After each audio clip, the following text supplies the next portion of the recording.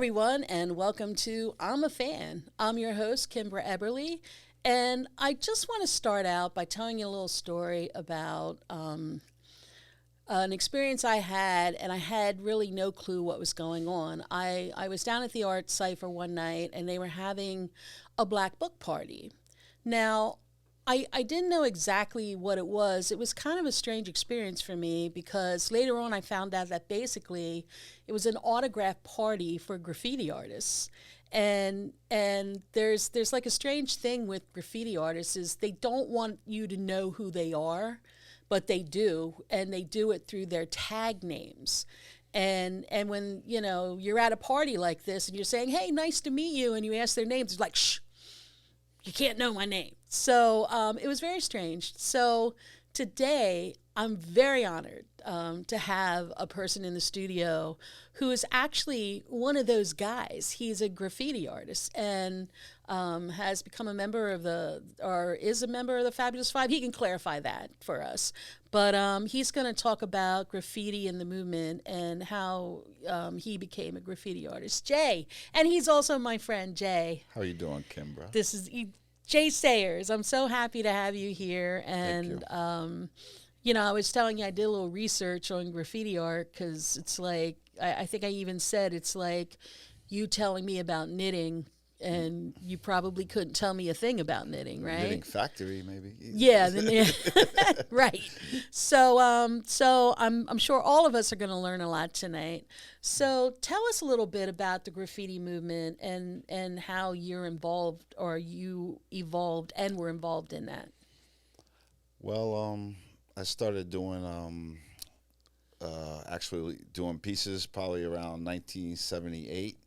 I had a lot of cousins that were involved with graffiti in like early 70s, and like getting back to piece books. They would have piece books, and I would try and peek over their shoulders and stuff, and they would be hiding these books. So it opened up a big mystery to me to see exactly what was going on in these books. I always loved to draw. Been drawing since I was ever since I can remember. Disney and Dondi comic strips. Oh, and wow. everything from the Sunday comic strips, and my father used to do bubble letters inside of Yeah, that's part of crosswords. a graffiti The art cloud too, letters, right? yeah, they used to call them cloud letters. Yeah. My father, yeah. So that's going back into like the '60s. So Wow. I I used to go to. Do you grew up- still have some of your stuff back I from that age? Yes, I actually do. I just have to dig it out, but I have a contest that I won. I drew a little dog, Oh, and I won a contest, and I won another contest when I was like in first grade, and oh my God, that would be so much fun to see, right? yeah, You're gonna have to dig it out one day. I do have it from Saint Yeah. Saint Gabriel's in Yeah. over in East Elmhurst. Honestly, I would love to see that. Yeah. Yeah. So So, how did you? What do you remember your very first painting that you did? Like, I well I something that I had submitted. My mom and dad submitted a drawing I did, and it became like they had like a citywide like art exhibit that they used to have on South Avenue Park. I mean Okay. Park Avenue South, yeah. and I was I was entered into that exhibit at a very young age, and it was of an Indian sitting on the beach, Hmm. and it had Interesting subject. a message in a bottle Oh. and a whale, Oh. and I okay. won the contest for my school to get into the citywide like art program that Wow. they had there. So that was like my first exhibit. I was a little kid. That's great. Yeah, I think I was maybe about 8 or 9 years old. Yeah. Wow. So where did you go from there then? You went to that school and then Like- That was parochial school. I stayed in parochial school after that, and we moved to New Jersey, and Yeah. I went to St. Mary's in New Jersey. so how did you get from even Jersey and to doing art because a lot of the graffiti art is on the subway, and it's almost and it's almost like outlaw, like it was illegal to paint on buildings and stuff back then. So you would always do it on the down low. And what, do you remember your first graffiti art? Um, Like, some of my first art was it a spray by? Yes. Well, actually, no. I was never one to scribble. Yeah. I kind of aimed more towards doing murals and full scale paintings. And I think the first one that I did was in New Brighton on Staten Island, because our family was. I have family in the Bronx, in South Bronx, Jackson Avenue. That's Yeah. where my grandmother lived, and my grandparents lived on Staten Island. So on both sides of my parents' family, I got to, and I was born in Queens. Okay. So, Wow, you get around. and I have family in Brooklyn as well.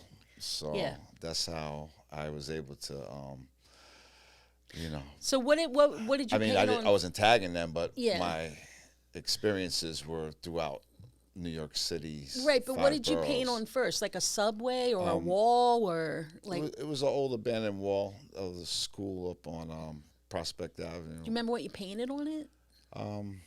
I just did some letters, some letters. Before I started actually applying graffiti letters, I practiced a lot. So Yeah. I had cousins that would sit me down and show me how New York fonts would go. And So I'm as far trying to as- understand the culture, because like, what was the excitement of being able to do that, like to paint on a wall, knowing that you could get caught? I mean, did you have a lookout? I mean, was that the excitement, or because I know there were like graffiti artists that developed into groups like the Fab 5 that you spoke about to me. So talk about that culture. it was like a adrenaline rush type thing. Yeah. I think a lot of it comes from needing a certain attention. My parents broke up when I was pretty young, so I think a lot of graffiti artists come from families that are the children are looking for a certain type of attention. Yeah. And peer pressure you have on you. Yeah, And, I mean, because there's a lot of graffiti art that were on like bridges and places. Yeah. I'm like, how did they get up there to paint that? Right. Like, were you one of those guys too? No, Okay. not really. I didn't do too much climbing like that. Yeah. My acrobatic skills are at a limit. So So how many art pieces do you think you've done like in your lifetime on buildings or subways, or even here on Staten Island? Is there any buildings that we could go by besides ours? I still have a tag up from 1985. Where's that at? It's on Van Duzer Street, and going up past what's that street up there? Going up past the old firehouse. Yeah. Yeah, heading towards St. George over there. I'm not sure the cross street, but that tag's been there from 1985. I want to check that out. Yeah. Yeah. So, have you? I know we had an art exhibit here of your artwork Right, at the right. Hub, which was amazing. I mean, Yeah. you covered our walls like with. That was about 5 years ago, right? Was it that long ago? Oh, it was before COVID, right? Oh yes. Yeah. Yes, it was long Yeah. before COVID. Yeah. So, do you consider yourself a graffiti artist or an artist? Both, because I can mix medias. I do a lot of abstract type of work as well. So, Yeah. Yeah. So, what's your favorite piece? My favorite piece? Yeah. I don't know. There's one that I did that that's the one I usually show when I exhibit work, and that's just a Braze One Wild style type piece, and I think that's one of my favorites. Okay. So, speaking of Braze, that is your tag name. Braze, is it Braze One? Yes. How did you come up with that name? I don't know. I like the AZE part of it, and it kind of rhymed with my last name a little bit. Sayers. I have a lot of those like Z type, like spellings in there. Yeah. So, yeah, Hayes. They have Hayes. There was writers back in the day. Days was a big influence on me as Yeah. well. So, who were your influences? Quite you a said few, like I Days. said, Lee Quinones, a lot of Staten Island writers. They Now had, Lee was known for his massive subway car murals, right? right. Yeah, I've always wanted to paint like that. yeah, Yeah, and Dirty Slug and OG and all these gentlemen, Doc 109 and Slave. These guys all started out big. Blade started out really big. I was a youngster. Now, looking David at this. Blade was kind of known as the king of graffiti, wasn't he? He's the one that painted characters too. Yes. Like he's painted over 5,000 pieces. Wow. Like crazy mad painting, and yeah, I remember like when I moved to New York, it was in the 80s, but Keith Haring was really big back Right. then. And I remember seeing his stuff on like the subway walls, like a barking dog. I remember that little Right. square barking dog. Right. Yeah. And the babies crawling. And Babies, right, right. He was like a really big name along with Andy Warhol. right. But I always considered them very on the commercial Yeah. That's- side of art gallery exhibit, like art, Right. not necessarily hardcore Yeah. That was a pop culture pop coming culture. into play with. So why would they put them in a category as graffiti art then? Because they did it on buildings? I don't know. Maybe. Well, Keith Haring, he would do a lot of stuff in subway tunnels Yeah. and on when they tear down the bulletin boards, he would hit them like a chalkboard type Yeah. style. But he was underground. He had some underground stuff going, and with Andy Warhol, I think when the print industry kind of got involved with commercialism with the graffiti, I think that's where Andy Warhol capitalized on that. Yeah, definitely. And the soup cans, the Camel soup Right, cans. I remember the that soup was- cans. Yeah. So is graffiti art? I think it's changed over the years. Do you think it's changed over the years? You can do murals these days, and it's acceptable, and lots of graffiti artists doing exhibits over the last, I don't know, 35 years. Yeah, because I'm seeing more and more, especially even down our street, Wave Street, the building owners are allowing artists to come and do murals on their gates and Right. stuff.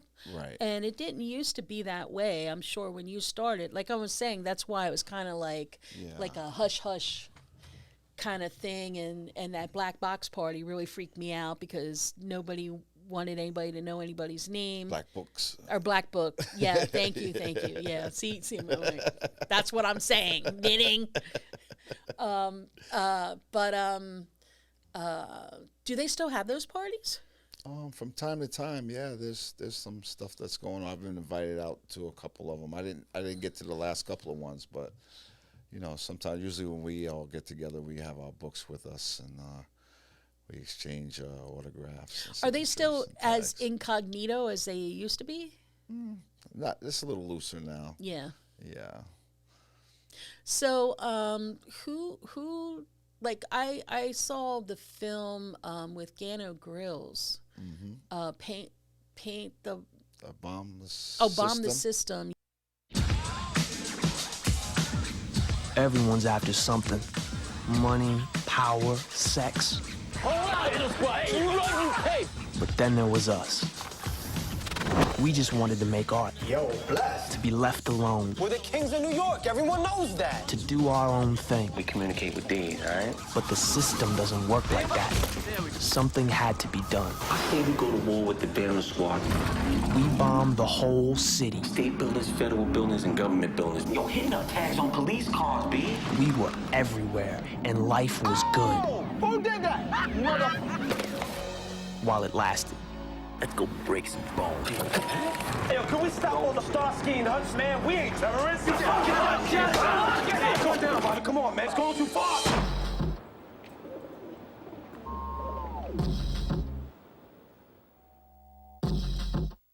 I think we should chill for a minute until things calm down. Just because we're on top right now doesn't mean we can sit back and relax. You're not focused. Are you ready, kid? Ready for what? I'm gonna be famous one day. Why you always say that? Cause it's true. You better be. Bail my ass out of jail. I saw it happen to your brother. I'm seeing it happen to you. Do it to me! Do it now! This world will make you think twice, Are you coming or what, big boy? but at the end, You think I need to get focused? You need to get a life. there's no time for second thoughts.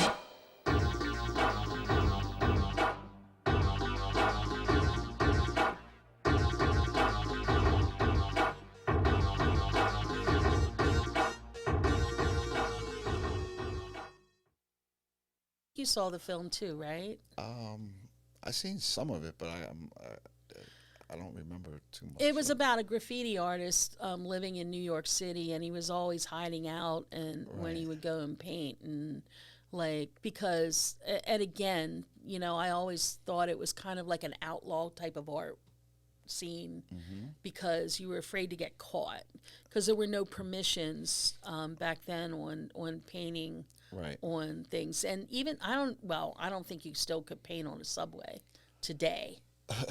So No. right, exactly. Yeah. So I, you know, and I kind of feel like it always kind of got a bad rap, even though some of the artwork is just amazing, amazing. Yeah, there was a lot of it back in the day, though. Yeah. I mean, it wasn't acceptable. I mean, it was too much.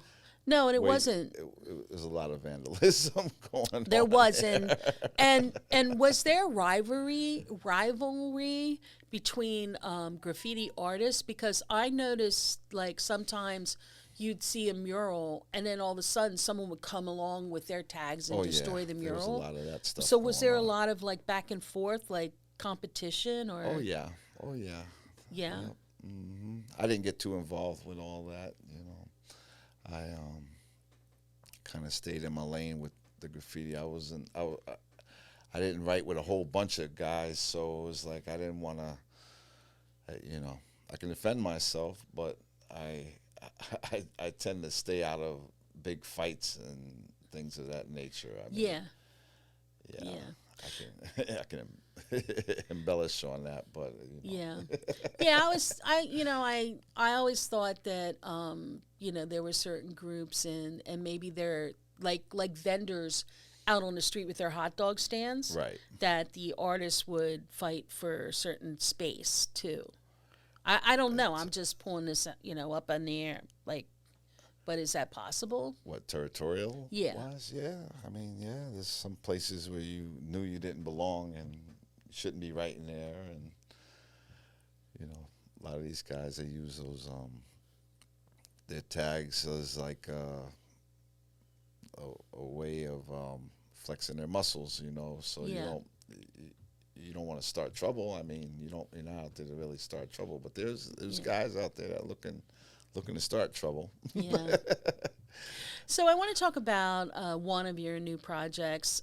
It's called the Brobops. It's like Right. I saw some of the artwork. It's pretty amazing. So okay. tell me about that. Like Oh yeah, that's sort of like that's a cartoon Yeah. series that I started in the '80s, and I put it down for a while, and I picked it up and trying to turn it into a animation. So, right. So I'm trying to. What's the story? The story is basically about they're like UFO, like hip hop robot type characters, like hip hop Yeah. robots, and of course they can do graffiti and they can stretch their arm 50 feet long. Yeah. and Oh, cool. So they have a lot of assets that would be cool, like on a train if you can stretch your arm like 60 feet long. So we can get that animated, and It's kind of like a graffiti superhero. sort of, yeah. They don't mean no harm. You may use that. Okay, yeah, I will. I'll definitely give them an emblem on their chest. Yeah. Oh, wow. Yeah, I love that. So, so you're continuing, I hope, with this animation project. Yeah, it's moving slow. You know, after the pandemic, everything was at a standstill, but things are moving a lot Good. at a little better pace. A lot of drawing. Yeah. So besides being an artist, you're also a musician, and I love that. You know, artists always have that other thing And you're that a they musician do. too. I am. And an artist. Like, yeah, exactly. Yeah, we all have the other thing. You Right, know? right. And I've heard you play quite a few times in different bands. Most recently at the Hub.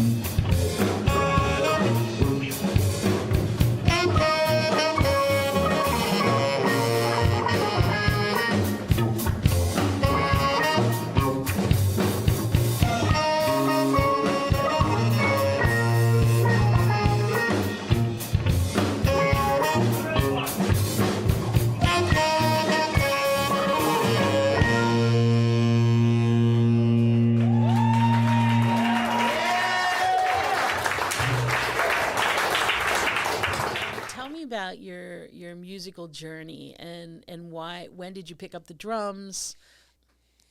Yeah, my grandfather was a drummer for the Dixieland Ramblers. Yeah. And that's going back into the 40s and 50s, early bebop, jazz. My uncle Kenny was a drummer, a very popular drummer on Staten Island, coming up through the 50s. And my father worked for, not Sam Ash, I was thinking about, what's the big record distributor? Sam Goodies. Sam Goodies. Sam Goodies. Okay. Yeah. So he would bring home albums all the time. My brother was a guitarist. So we grew up in a household of music. I mean, you know, we had every album you could possibly think of. Frank Sinatra. We had Jimmy Castor. Then we moved up to Parliament Funkadelic. And coming up through the 70s. Aren't you affiliated, like in your family, have a member of Funkadelics in your family or something? Well, my best friend that lived around the corner from me, we met when I was about 10 years old, actually, and his father is Raymond Davis that sang with Parliament Funkadelic, original member of Funkadelic. So, you know, we had our first little band. Then we played on Cablevision in the 70s when it first came out. Yeah. Wow. Yeah.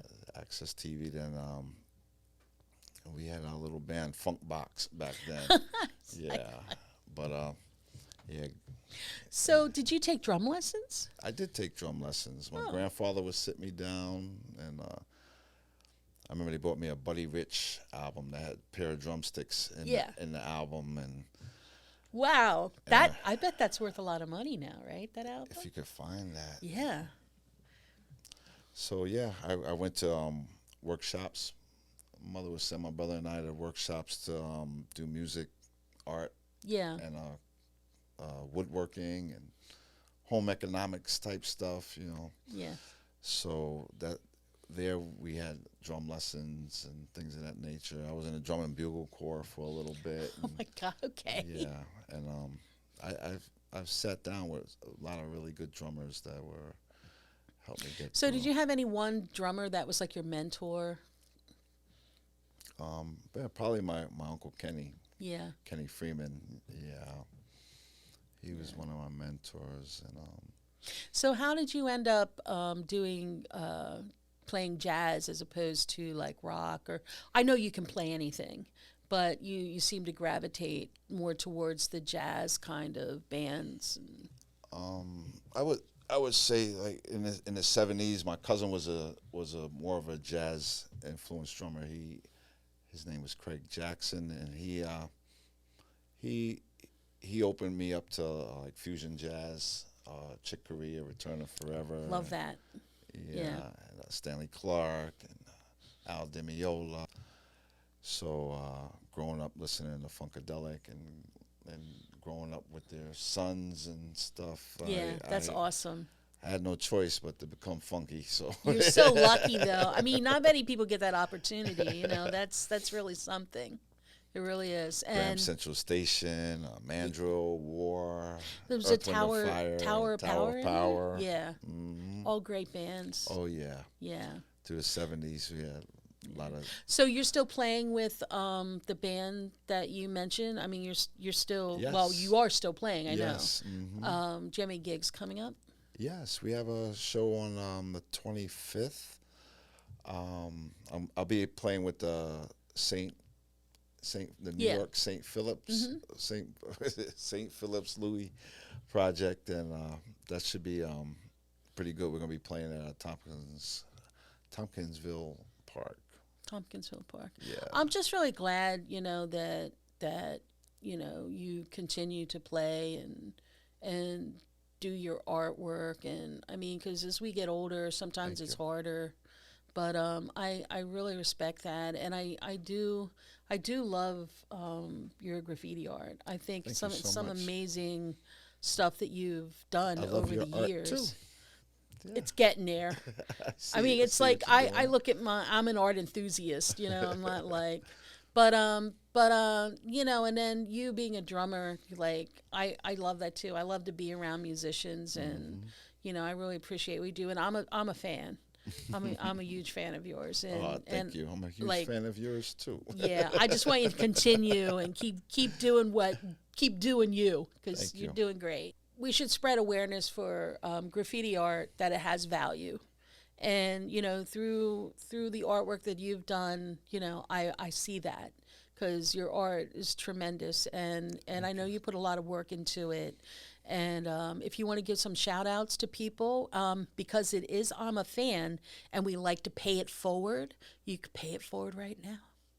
All right. Yeah. I'd like to thank my wife Georgina for putting up with all my graffiti stuff and drum stuff over the years, and thank you Hub 17, It's like- Kimbra and Ken. You guys been the best. Thank you to Menic One and Fabulous Five. You know we love you guys, and Ren One's a big influence on me, and all my friends and the Destroyers, and yeah, my brother Guy, my family, everybody brought me up. You know, try to keep me in the right direction, and God bless. Thank you for coming on, Jazz. So appreciate it. Thank you. And I just forgot to mention you're a really good carpenter too. Oh, thank you. Because Jay does all our carpentry here, so I can't forget that. Just add that onto the list, right? Thank you. And until next time, we'll see you then.